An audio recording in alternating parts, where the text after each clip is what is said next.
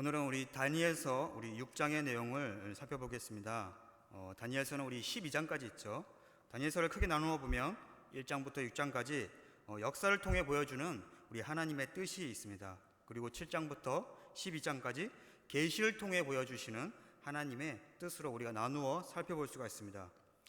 그래서 오늘 6장은 역사를 통해 보여주시는 이 하나님의 뜻, 우리 마지막 시간입니다.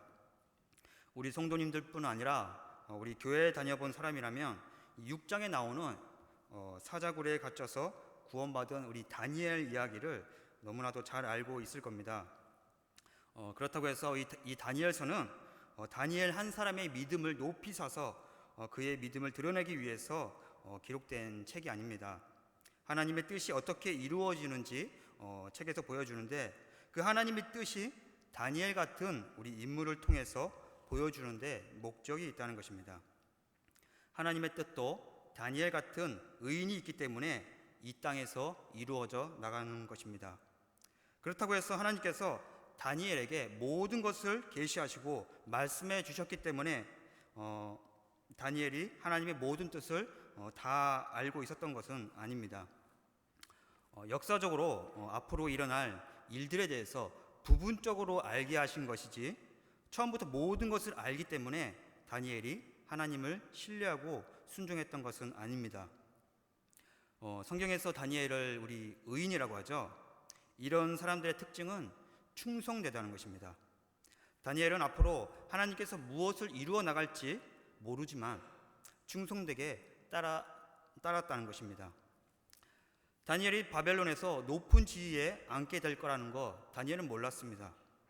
자신이 곧 있으면 사자굴에 들어갈 거라는 거 그것도 몰랐습니다. 바벨론의 포로가 된 유대인들의 앞날도 희미하게 아는 것뿐입니다. 하지만 하나님 앞에 의인이라 인정받은 사람들은 충성되기 때문에 그 어떤 시련과 환난 그리고 유혹이 와도 충성되게 자신의 신앙을 지켜나가게 됩니다.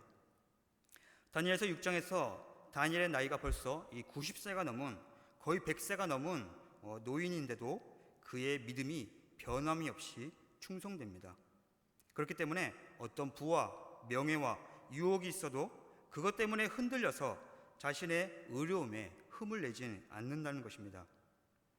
보이지 않는 하나님 앞에 충성된 자는 사람 앞에서도 충성되게 됩니다. 신앙 따로 삶 따로가 없는 것입니다. 그렇기 때문에 다니엘에게서 흠을 잡을 것이 없습니다. 비록 100세가 된 노인이지만 다니엘 같은 인물을 통해 하나님의 뜻이 다시 이 땅에 이루어지게 되는 것입니다. 이제 바벨론의 시대가 끝나고 새로운 시대가 왔습니다. 바벨론 시대가 끝났다는 것은 바벨론에 억압되었던 자들이 풀려나고 하나님의 약속대로 유다 백성들이 회복될 것을 의미하고 있습니다. 그래서 5장 끝에서 6장 사이에 바벨론 시대가 끝나고 새로운 나라 메데 페르시아 시대가 왔음을 아주 간략하게 기록하고 넘어가고 있습니다. 우리 다시 한번 우리 다니엘서 5장 30절 31절 살펴보겠습니다. 그날 밤에 갈대아 왕 벨사살이 죽임을 당하였고 메데 사람 다리오가 나라를 얻었는데 그때의 다리오는 62세였더라. 이제 여기서 메데 사람 이 다리오 왕이라는 사람이 나오는데 이 사람은 이 페르시아의 다리오와는 다른 사람이니까 우리가 구분을 좀 해야 됩니다.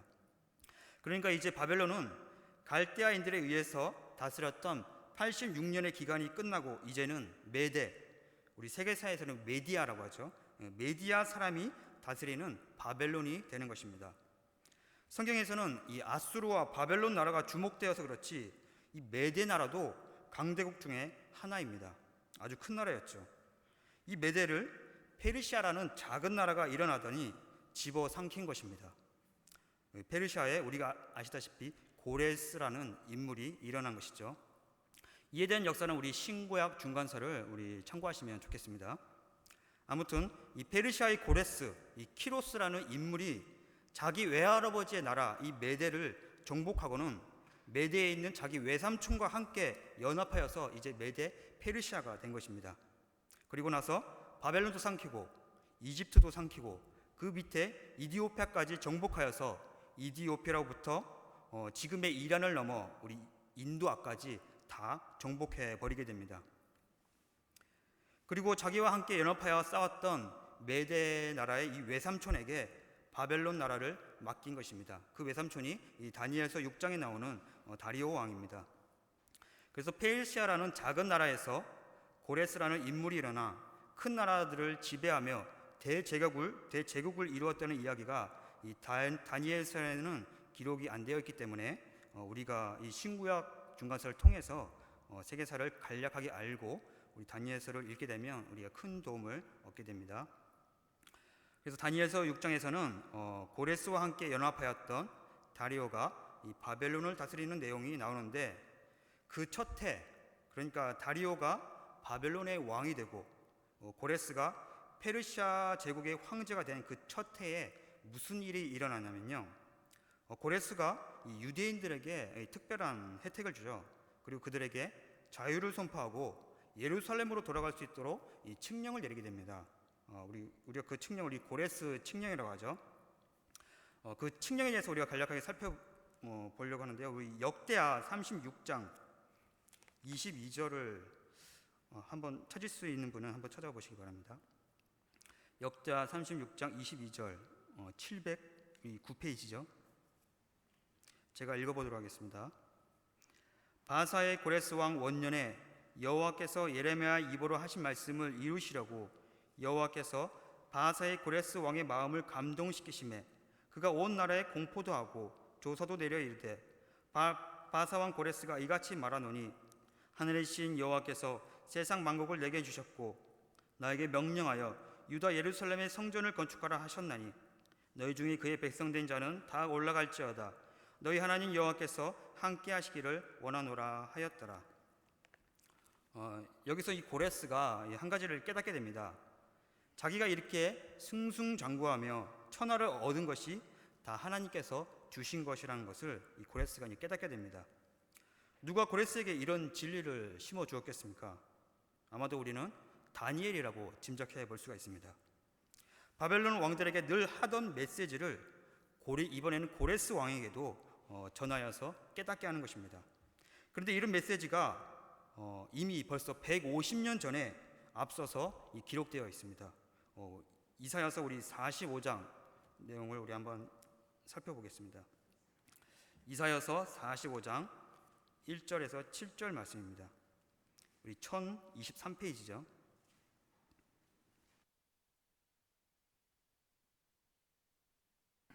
제가 읽어보겠습니다. 여호와께서 그의 기름 부음을 받은 고레스에게 이같이 말씀하시되, 여기서 이제 고레스라는 이름이 나오게 됩니다. 내가 그의 오른손을 붙잡고 그 앞에 열국을 항복하게 하며 내가 왕들의 허리를 풀어 그 앞에 문들을 열고 성물들이 닫히지 못하게 하리라. 내가 너보다 앞서가서 험한 것을 평탄하게 하며 논문을 쳐서 부수고 세빗장을 꺾고 내게 흑암 중에 보아와 은밀한 곳에 숨은 재물을 주어 내 이름을 부르는 자가 나 여호와 이스라엘의 하나님인 줄을 내가 알게 하리라. 내가 나의 종 야곱 내가 택한 자 이스라엘 곧 너를 위하여 내 이름을 불러 너는 나를 알지 못하였을지라도 내게 칭호를 주었노라. 나는 여호와라. 나 외에 다른 이가 없나니 나밖에 신이 없느니라. 너는 나를 알지 못하였을지라도 나는 내 띠를 동일 것이요 해 뜨는 곳에서든지 지는 곳에든지 나밖에 다른 이가 없는 줄을 알게 하리라. 나는 여호와라. 다른 이가 없느니라. 나는 빛도 짓고 어둠도 창조하며 나는 평안도 짓고 환난도 창조하나니 나는 여호와라. 이 모든 일을 행하는 자니라 하였노라. 다니엘이 이런 예언자들의 이 기록을 보여주면서 하나님이 어떤 분이신가를 이 고레스에게 알게 하는 거죠. 고레스가 다니엘의 말을 믿었기 때문에 그를 신뢰하며 이 유대인들에게 이 특별 우대를 하게 되는 것입니다. 그리고 고레스가 100세가 다 된 노인을 페르시아까지 데리고 가서 자기의 국사를 삼는 것이 아니라 다니엘이 이미 살고 있는 곳, 곧 바벨론에 머물게 하여서 자신의 외삼촌 이 다리오 왕에게 맡긴 것입니다. 그리고 그 첫 해, 그러니까 메대의 다리오가 바벨론 왕으로 세움을 받던 그 첫 해에 다니엘이 어떤 큰 깨달음을 얻게 됩니다. 이때가 기원전 539년이죠. 그래서 우리 다니엘서 우리 6장을 먼저 살펴보기 전에 다니엘이 어떤 깨달음을 얻었는지 우리 다니엘서 9장을 잠시 살펴보겠습니다. 다니엘서 9장 1절 말씀입니다. 메데조서 아하스에로의 아들 다리오가 갈대아 나라의 왕으로 세움을 받던 첫 해 곧 그 통치 원년에 나 다니엘이 책을 통해 여호와께서 말씀으로 선지자 예레미야에게 알려주신 그 연수를 깨달았나니 곧 예루살렘의 황폐함이 70년 만에 그치리라 하신 것이니라. 여기서 다니엘이 어떤 한 책을 주목하면서 큰 깨달음을 얻었는데 아무래도 그 책의 내용이 이제 예레미야의 기록 같습니다. 다니엘이 바벨론에 거하면서 이스라엘의 역사와 예언자들의 기록을 살피면서 하나님께서 왜 바벨론 땅에 자기 백성을 거하게 하셨는지 그 뜻을 아마도 구하고 있었던 것 같습니다. 그러니까 다니엘도 하나님의 어떤 선지자라고 해서 모든 것을 다 알고 있던 사람은 아닙니다. 다니엘도 우리와 같은 사람이죠. 하나님의 영이 함께하는 사람이나 모든 것을 훤히 아는 존재는 아니었습니다. 그래서 아마도 그 내용이 다니엘이 살펴봤던 내용이 예레미야 25장의 이제 내용일 것으로 우리가 추측해 볼 수 있는데요. 그 예레미야서 25장에 보면은 25장 11절, 12절 제가 한번 읽어보겠습니다. 이 모든 땅이 폐허가 되어 놀랄 일이 될 것이며 이 민족들은 70년 동안 바벨론 왕을 섬기리라. 여호와의 말씀이니라. 70년이 끝나면 내가 바벨론의 왕과 그의 나라와 갈대아인의 땅을 그 제약으로 말미암아 벌하며 영원히 폐허가 되게 하되. 예레미야가 보니까 온 땅이 황폐화되고 70년 동안 바벨론을 섬긴다는 것이죠. 그리고 70년이 지나면 바벨론이 그 죄로 인해서 황폐하게 되는 것입니다. 지금 역사적으로 이제 일어나고 있는 일이죠. 그래서 다니엘이 이 구절들과 함께 지금 현재 일어나고 있는 사건들을 이제 자세히 살펴보게 되는 거죠. 그러니까 다니엘이 자세히 보니까 갈대인들이 다스리던 이제 신바벨론 시대가 이제 끝난 것이죠. 그리고 페르시아의 고레스라는 사람이 일어나 새로운 제국을 다시 일으키게 됩니다. 그런데 그가 바로 하나님이 기름 부음을 받은 자로 세움을 입었다는 것이죠. 우리가 기름 부음 받은 자, 우리가 히브리어로 하면 메시아라고 하죠. 그러면서 다니엘이 깨닫게 됩니다. 70년이 지나서야 하나님께서 이스라엘 나라의 황폐함을 그치시고 회복하신다는 것이구나. 여러분, 다니엘이 하나님 앞에 의인이라 할지라도 하나님께서 행하시는 모든 일들을 다 깨달아 알고 행한 것이 아니라고 했습니다. 다니엘도 모르는 것이 있다고 했죠. 아무리 이스라엘이 하나님 앞에 큰 죄를 지었다고 하지만 하나님께서 왜 저 악한 바벨론 나라에 포로가 되게 하셨을까 하는 의문이 들지 않겠습니까? 다니엘에게도. 그러면서 하나님을 오해할 수도 있는데 다니엘은 묵묵히 하나님의 뜻을 구하면서 충성되게 행동해 왔다는 것입니다. 그러다 이제야 하나님의 뜻을 알고서 감복하게 됩니다. 이것이 하나님의 사랑과 은혜라는 것을 다니엘이 이제 알게 되는 거죠. 하나님과 맺은 언약을 지키지 않으며 악을 행했던 이스라엘 죄를 다니엘은 알고 있었지만, 그리고 마땅히 벌을 받는 것이 당연하다고 생각했지만 늘 의문이었습니다. 그러다 지금까지 일어난 이런 일련의 사건들을 통해 이 모든 것이 하나님의 계약하신 뜻이었고 하나님의 사랑과 은혜였던 것을 깨닫게 되는 것입니다. 그러면서 다니엘이 결심을 하게 됩니다. 우리 9장 3절 한번 볼까요? 내가 금식하며 베옷을 입고 죄를 덮어쓰고 주 하나님께 기도하며 간구하기를 결심하고. 여기서 이제 다니엘이 큰 깨달음을 얻고 자기 조상과 자기 백성들의 그 죄를 알고 죄를 뒤집어쓰고 앞으로 이제 자기가 어떻게 일을 행해야 될지 결심하게 됩니다. 그러니까 하나님의 은혜와 사랑 앞에 이 자기 백성 이스라엘 죄가 다 드러나게 되는 거죠. 이제 그런 자기 백성들의 죄를 생각할 때에 하나님께 감사하며 용서를 구하지 않을 수가 없는 것입니다. 다니엘이 그 전부터 예루살렘을 향해서 무릎을 꿇고 기도하는 습관들이 있을 수가 있습니다. 왜냐하면 이스라엘 죄가 너무나 크고 다니엘도 너무나 잘 알기 때문에 바벨론 생활 70년 동안 하나님께 구하며 하나님의 자비를 이제 기다린 거죠. 아무튼 다니엘이 이스라엘의 죄와 하나님의 은혜와 사랑을 생각할 때에 기도하며 간구하기를 결심했다는 것입니다. 예, 이런 배경에서 우리가 6장을 한번 살펴보겠습니다.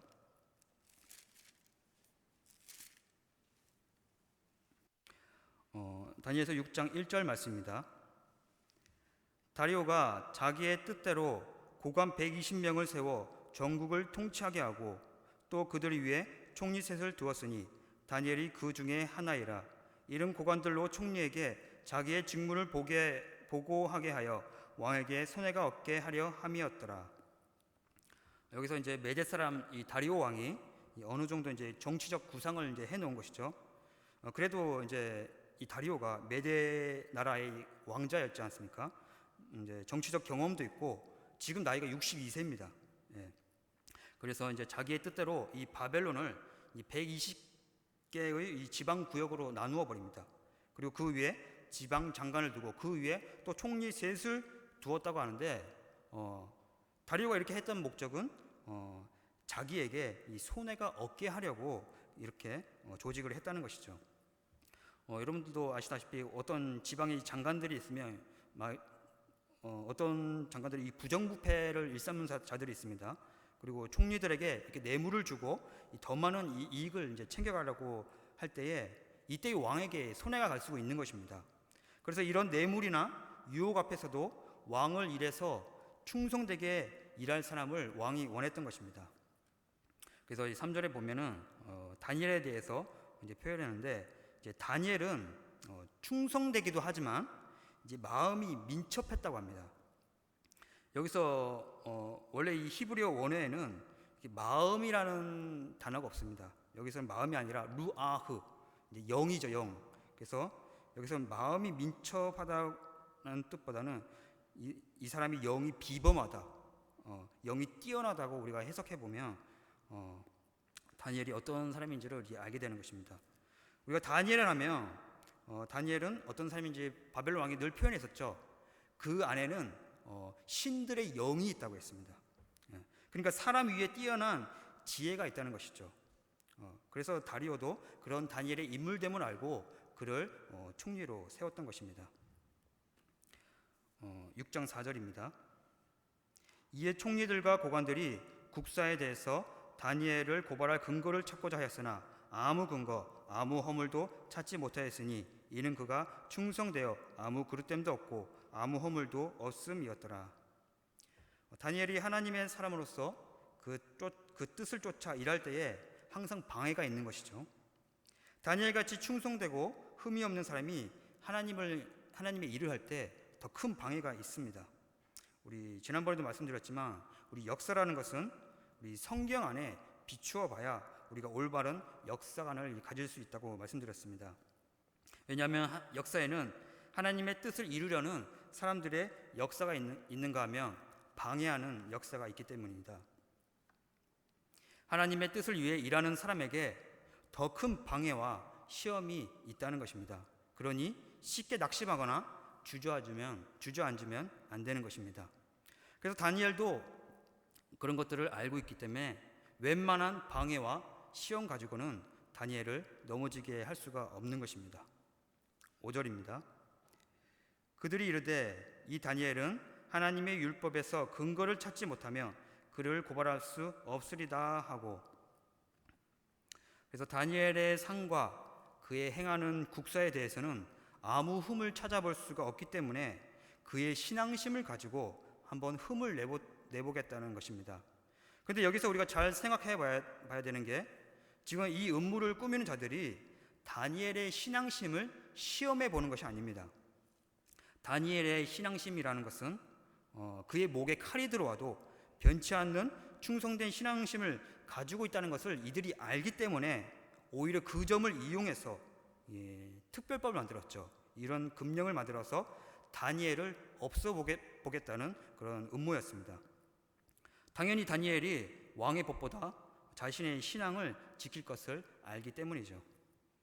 그러니까 이런 다니엘을 다리오 왕이 아꼈던 것입니다. 비록 믿는 신이 다르다고는 하지만 그의 신앙과 삶이 온전히 충성되게 일치하니까 다니엘을 아꼈던 것입니다. 사랑하는 성도 여러분, 우리가 보이지 않는 신에게 충성된 자는 이 사람에게도 충성될 수가 있습니다. 성경에서 대표적으로 아브람 같은 사람이 있습니다. 그리고 다니엘에서 나오는 이 다니엘 같은 사람이 있고 욥 같은 사람이 그런 사람들로 우리가 뽑을 수 있습니다. 6절 말씀입니다. 이에 총리들과 고관들이 모여서 왕에게 나아가 그에게 말하되 다리오 왕이여 만수무강하옵소서. 나라의 모든 총리와 지사와 총독과 법관과 간원이 의논하고 왕에게 한 법률을 세우며 한 금령을 정하실 것을 구하나이다. 왕이여 그것은 곧 이제부터 30일 동안에 누구든지 왕의 어떤 신에게나 사람에게 무엇을 구하면 사자굴에 던져 넣기로 한 것이니이다. 그러니까 여러 고관들이 모여서 깊이 생각하고 의논했다는 것이죠. 8절입니다. 그런즉 왕이여 원하건대 금령을 세우시고 그 조서에 왕의 도장을 찍어 메대와 바사에 고치지 아니하는 규례를 따라 그것을 다시 고치지 못하게 하옵소서 하매 이에 다리오 왕이 조서에 왕의 도장을 찍어 금령을 내니라. 이 내용들을 보니까 이제 다리오 왕도 반대할 내용이 아닌 것입니다.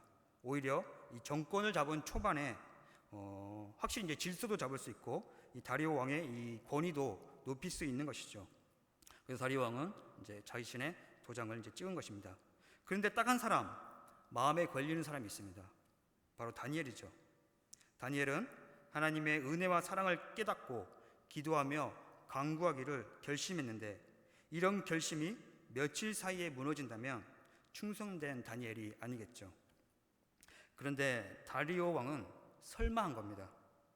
다리오 왕이 다니엘이 하루에 3번 규칙적으로 하나님께 기도하는 것을 모를 리가 없습니다. 그것도 금령이고 목숨이 달린 일인데 30일 동안 자제하지 않겠나 생각한 것이죠. 그러니까 다리오 왕이 다니엘의 충성됨을 좀 쉽게 봤던 것입니다. 우리 10절 말씀입니다. 다니엘이 이 조서에 왕의 도장이 찍힌 것을 알고도 자기 집에 돌아가서는 윗방에 올라가 예루살렘을 향한 창문을 열고 전에 하던 대로 하루에 3번씩 무릎을 꿇고 기도하며 그의 하나님께 감사하였더라. 이 구절에서 다니엘의 결심과 이 충성됨이 잘 나타나죠. 다니엘이 이 지방 장관들과 이 총리 위에 앉아 있는 사람 아닙니까? 그렇기 때문에 이 왕의 금령을 모를 리가 없죠. 그렇다고 해서 자기 목숨을 살리고자 하나님의 은혜와 사랑에 대한 자신의 신앙과 충성을 쉽게 짓밟을 수도 없는 것이었습니다. 11절입니다. 그 무리들이 모여서 다니엘이 자기 하나님 앞에 기도하며 간구하는 것을 발견하고 이에 그들이 나아가서 왕의 금령에 관하여 왕께 아뢰되 왕이여 왕이 이미 금령에 왕의 도장을 찍어서 이제부터 30일 동안에는 누구든지 왕의 어떤 신에게나 사람에게 구하면 사자굴에 던져 넣기로 하지 아니하였나이까 하니 왕이 대답하여 이르되 이 일이 확실하니 메대와 바사에 고치지 못하는 규례니라 하는지라. 그들이 왕 앞에서 말하여 이르되 왕이여 사로잡혀온 유다 자손 중에 다니엘이 왕과 왕의 도장이 찍힌 금령을 존중하지 아니하고 하루 3번씩 기도하나이다 하니. 다리오 왕이 이쯤 되니까 이제 눈치를 채는 거죠. 아, 음모였구나. 흠이 없이 충성된 다니엘을 해하고자 낸 음모였구나. 이때 다리오도 이렇게 생각하지 않겠습니까? 아니 다니엘도 그렇지. 자기 목숨이 달아나는 줄 알면 좀 자제하면 어떻겠나 하고 다니엘을 향한 근심과 걱정에 애가 타게 되는 것입니다. 우리가 볼 때도 그렇죠. 왕이 다니엘에게 무슨 우상 숭배를 하라는 것도 아니고 뭐 기도 신다고 죄가 되는 것도 아닌데 우리가 생각할 때 다니엘이 기도를 좀 쉬면 어떠나 하는 생각이 들 수 있는 겁니다. 그러나 다니엘 볼 때는 자신의 충성된 신앙에는 그런 결론이 나지 않습니다. 다행히 우리는 이 다니엘서의 이 스토리를 아니까 이 다니엘에 대해서 별 걱정이 없습니다. 애가 타는 것은 이 다리오 왕뿐입니다. 14절 보겠습니다. 왕이 이 말씀을 듣고 그로 말미암아 심히 근심하여 다니엘을 구원하라고 마음을 쓰며 그를 건져내려고 힘을 다하다가 해가 질 때에 이르렀더라. 그 무리들이 또 모여 왕에게로 나아가서 왕께 말하되, 왕이여, 메대와 바사의 규례를 아시거니와 왕께서 세우신 금령과 법도는 고치지 못할 것이니이다 하니, 다리오 왕은 다니엘을 어떻게든 구원하고자 합니다. 반대로 악당들은 다니엘을 어떻게든 죽이고자 왕까지 협박하게 되는 것입니다. 다리오도 더 이상 해봐야 왕의 자리도 위태로워질 것 같으니까 할 수 없이 다니엘을 이 사자굴에 넣게 됩니다. 그리고 마지막으로 다리오 왕이 의탁했던 분이 바로 다니엘이 믿는 하나님이었습니다. 다리오 왕이 충성된 다니엘이 믿는 하나님의 공의를 신뢰한 것입니다. 16절입니다. 이에 왕이 명령하매 다니엘을 끌어다가 사자굴에 던져 넣는지라.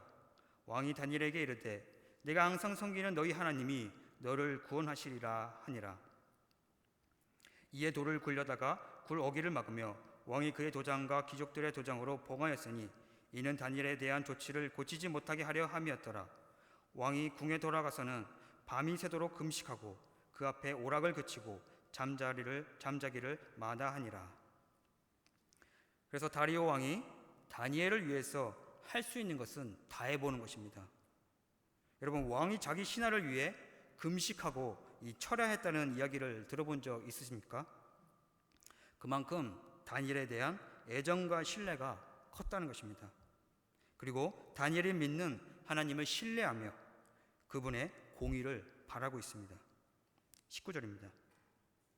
이튿날 왕이 새벽에 일어나 급히 사자굴로 가서 다니엘이 든 굴로 가까이 이르러서 슬피 소리질러 다니엘에게 묻되, 살아계시는 하나님의 종 다니엘아, 네가 항상 섬기는 네 하나님이 사자들에게서 능히 너를 구원하셨느냐 하니라. 여러분, 다리오 왕이 이 하나님을 표현할 때 어떤 하나님이라고 표현합니까? 살아계신 하나님이라고 표현하고 있죠. 평소에 다니엘이 하나님을 항상 신뢰하면서 섬겨왔습니다. 그 하나님께서 다니엘을 통해서 하나님의 역사하심을 나타나게 된 것입니다. 그런 모든 역사하심을 다리오 왕이 보았다는 것이죠. 그러면서 이렇게 표현했던 것이죠. 그래, 이번에도 네가 섬기는 하나님이 역사하셨냐? 라고 묻는 것입니다. 21절입니다. 다니엘이 왕에게 아뢰되, 왕이여, 원하건대 왕은 만수무강하옵소서. 나의 하나님이 이미 그의 천사를 보내어 사자들의 입을 봉하셨으므로 사자들이 나를 상해하지 못하였사오니 이는 나의 무죄함이 그의 앞에 명백함이오며, 또 왕이여, 나는 왕에게도 해를 끼치지 아니하였나이다 하니라. 왕이 심히 기뻐서 명하여 다니엘을 굴에서 올리라 하매 그들이 다니엘을 굴에서 올린즉 그의 몸이 조금도 상하지 아니하였으니 이는 그가 자기 하나님을 믿음이었더라. 다리오의 바람대로 이 다니엘이 믿는 하나님께서 역사하셨습니다. 하나님의 구원으로 인해 다니엘이 살아서 다리오 왕이 너무 기쁜 것입니다. 여러분, 다리오 왕이 다니엘의 거짓없는 믿음과 충성됨을 너무나 좋아했습니다. 그리고 더욱이 하나님이 믿는 하나님은 다리오가 볼 때 다른 신들과 달랐습니다. 여러분, 그게 하나님의 거룩함이시죠. 하나님은 참 선하신 분이십니다. 그의 법에는 공평과 정의가 있어서 그를 믿고 의뢰하는 자들에게는 억울함이 없는 것입니다. 그런데 이런 하나님을 세상에 선전하는 것이 하나님을 믿는 거룩한 백성들이 할 일입니다. 다리오 왕은 다니엘을 통해서 하나님의 거룩하심을 보게 된 것입니다. 그리고 하나님의 거룩하심에 따라 악을 행하던 자들을 반드시 심판하실 것을 다리오 왕은 믿었던 것입니다. 24절 말씀입니다. 왕이 말하여 다니엘을 참수한 사람들을 끌어오게 하고 그들의 처자들과 함께 사자굴에 던져넣게 하였더니 그들이 굴바닥에 닿기도 전에 사자들이 곧 그들을 움켜서 그 뼈까지도 부셔뜨렸더라. 그러니까 사자들도 의로운 자들과 이 악한 자들을 알아보는 것입니다. 이렇게 거룩하신 하나님의 공의로운 심판에 따라 악한 자들이 심판을 받았습니다. 그리고 이 모든 과정을 이 다리오 왕이 지켜보고는 한 뜻을 세우기로 작정했습니다. 25절 말씀입니다. 이에 다리오 왕이 온 땅에 있는 모든 백성과 나라들과 언어가 다른 모든 사람들에게 조서를 내려 이르되 원하건대 너희에게 큰 평강이 있을지어다. 내가 이제 조서를 내리노라. 내 나라 관할 아래에서 있는 사람들은 다 다니엘의 하나님 앞에서 떨며 두려워할지니 그는 살아계시는 하나님이시요 영원히 변하지 않으실 이시며 그의 나라는 멸망하지 아니할 것이요 그의 권세는 무궁할 것이며 그는 구원도 하시며 건져내기도 하시며 하늘에서든지 땅에서든지 이적과 기사를 행하시는 이로써 다니엘을 구원하여 사자의 입에서 벗어나게 하셨음이니라 하였더라. 이제 다리오 왕이 이제 확실히 깨달은 거죠. 전에도 그렇지만 이 바벨론 왕이 직접 고백하는 것이 이 하나님을 선전하는 것이 되어 버렸습니다.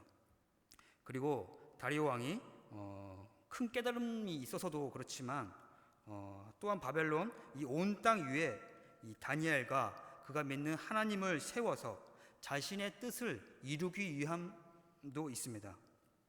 우리 6장 앞에서 우리 살펴보았을 때 이 다리오는 이 다니엘 같은 사람을 세워서 왕을 위해 전국을 다스려 보고 싶어 했습니다.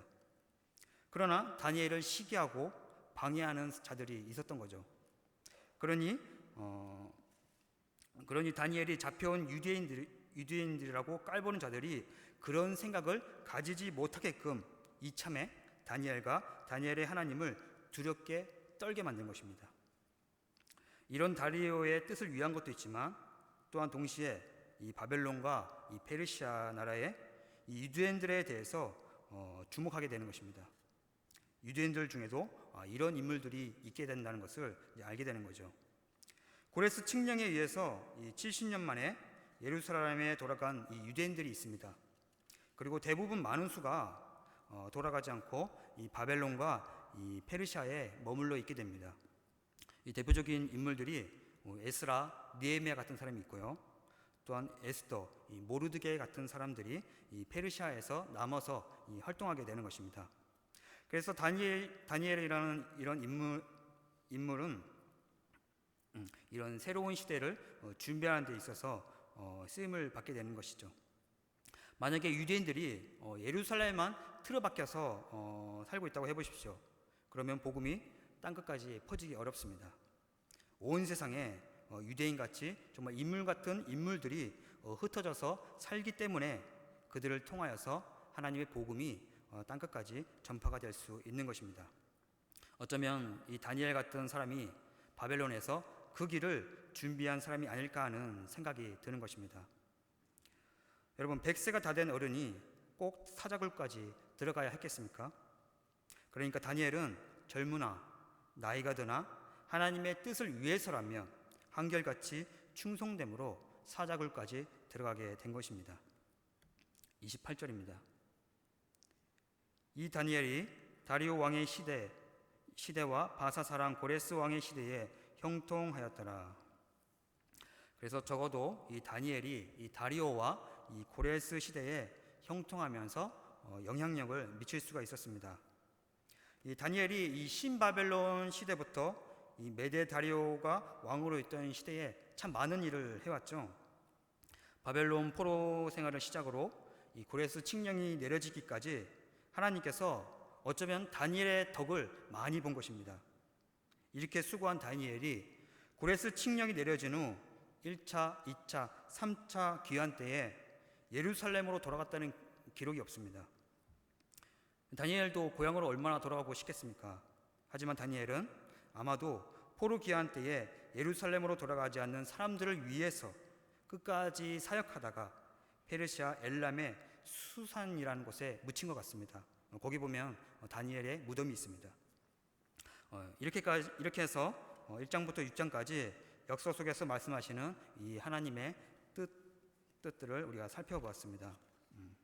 사랑하는 성도 여러분, 우리가 하나님을 믿는 신앙에는 나이에 많고 적음이 없습니다. 우리 어른들의 신앙을 볼 때 하지만 참 한결같은 분들이 있다는 것을 우리는 발견하게 됩니다. 나이를 들으셔서 은퇴를 하신 것뿐이지 그 충성된 믿음에는 변함이 없는 분들이 참 많습니다. 그분들에게 얼마나 많은 어려움들이 있었겠습니까? 그래도 한결같이 교회를 돌보시고 자리를 지키셨던 것입니다. 그래서 그런 어른들이 있었기 때문에 지금까지 교회가 세워져 가고 있습니다. 우리가 그런 어른들의 헌신과 섬김을 생각해 보면서 보고 배워야 합니다. 자꾸 우리가 흔들리고 상처받고 오해하면 하나님께서 교회를 통해서 일을 하실 수가 없습니다. 교회는 하늘에 있는 하나님의 뜻을 이루어가는 무리들입니다. 저는 그런 부분에서 우리 샤론교회가 그 뜻을 잘 쫓아가고 있는 교회라고 생각됩니다. 우리 교회는 성경 66권을 가르치고 배우는 교회입니다. 정말 중요한 일입니다. 또한 충성된 어른들의 신앙을 보고 배우는 것, 이것도 정말 중요한 일입니다. 그래서 우리 교회가 이런 하나님의 뜻을 쫓아가고 있기 때문에 건강한 교회라고 소문이 나고 있는 것 같습니다. 여러분, 세상이 빠르게 변하고 있죠. 많은 사람들이 거기에 발맞추어 변화에 대응하며 함께 변해야 된다고 말하고 있습니다. 아무리 새로운 시대가 온다고 해도 변하지 말아야 할 것이 있습니다. 다니엘은 바벨론 시대가 가고 새로운 메데 페르시아가 시대가 왔어도 그가 믿는 신앙은 여전히 충성되고 변하지 않았습니다. 우리도 마찬가지입니다. 모든 것이 새롭게 변하여도 지금처럼 성경 전체를 가르치고 어른들의 신앙을 보고 배우는 것, 이것만은 변하지 말아야 하겠습니다. 그럴 때에 그런 충성된 교회를 통해 하나님의 뜻이 이 땅에 이루어지기를 주님의 이름으로 기도하며 소망합니다. 하나님 아버지, 오늘은 마지막까지 남은 사역을 충성되게 한 다니엘을 만나보았습니다. 그의 충성됨 때문에 왕에게 총애를 받기도 하며 그의 충성됨 때문에 시기와 질투로 사자굴에 던져지기도 하였습니다. 하지만 다니엘의 충성됨 때문에 결국 하나님의 뜻이 이루어져 가는 것을 보게 됩니다. 하나님께서 이 땅에 우리 샤론교회를 세우신 뜻이 분명 있은 줄 압니다. 그 뜻을 쫓아가는 성도에게는 여러 환난과 시험이 있을 겁니다. 우리에게 능히 이길 힘과 지혜를 주시옵소서. 또한 우리의 믿음에 성실과 정직과 충성이 있게 하시며 그 믿음 위에 하나님의 역사하심들이 나타나게 하여 주시옵소서. 그리하여서 정말 하나님께서 원하시고 기뻐하시는 건강한 교회가 될 수 있도록 도와주시옵소서. 예수님 이름으로 기도드립니다.